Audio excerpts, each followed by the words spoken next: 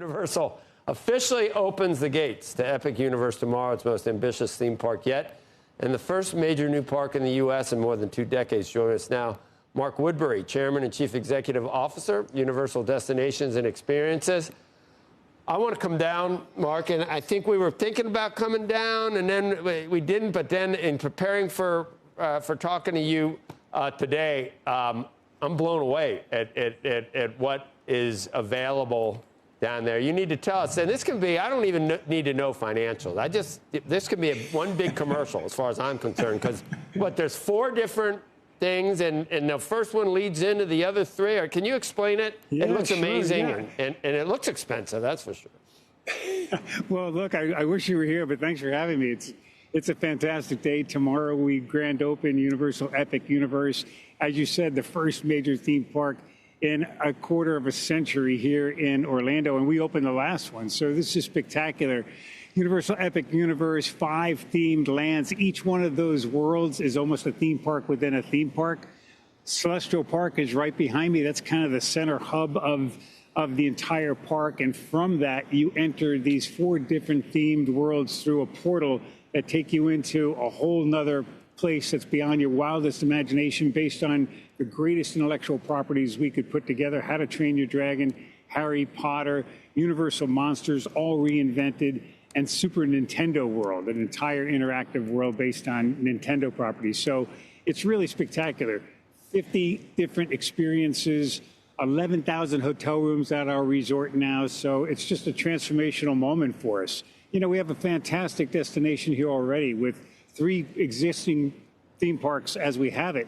And adding this 4th one really makes us the destination of choice, and an entire full-week vacation for visitors from around the world and for families for generations to come. I mean, these are really, long-term deals, and we're super excited about tomorrow.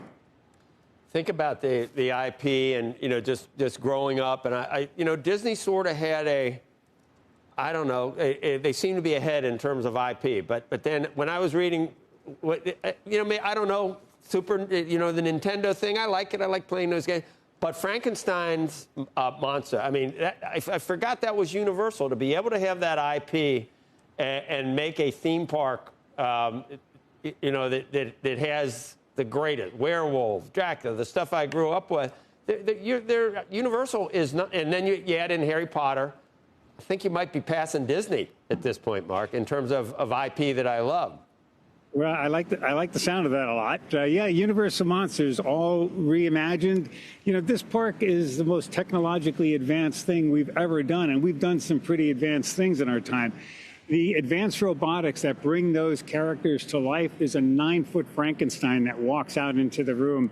The main attraction in that Universal Dark Universe Monster World is just spectacular, and it's getting rave reviews. And you mentioned Harry Potter.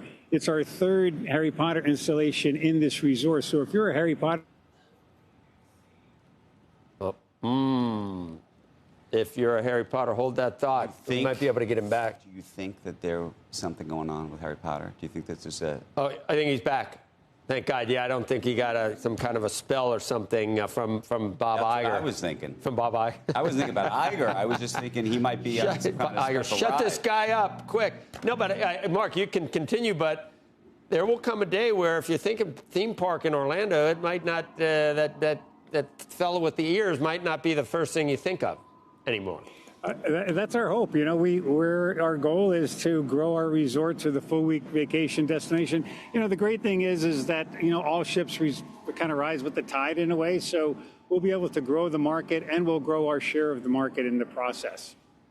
So, Mark, if you had to design all this stuff in the inner workings, we were talking about that earlier, you couldn't do any of that. You're flying at 40,000 feet, or do you know how? I can't believe the way some of the stuff that the technology that goes into it. You must be mind-boggling for you to see it all, come to fruition under your tutelage.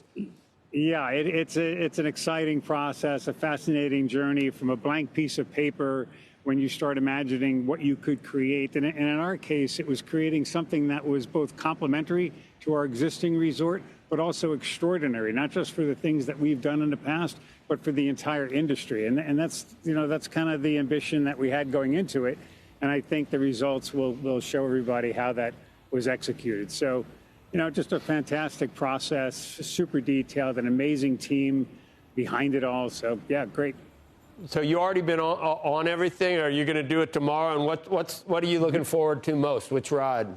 No, I've ridden them all multiple times, and you have to break them down into, the big throw rides are just over the top, fantastic. No, I want the scary ones. Not scary where I think I'm going to, if it stops, someone's going to come up on one of those things attached to me and remove me upside down from like 400 feet. I don't, not that kind of scary. I want werewolf scary. I think. That can happen. You can get them both. You can get that throw that you just spoke of, and then you can get the werewolf on top of it.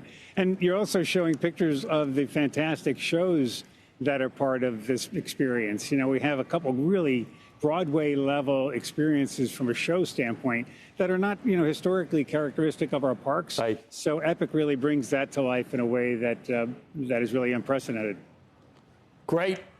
Well, thanks, Mark, and good luck tomorrow. Congratulations, and looks awesome. We need to plan a trip down there.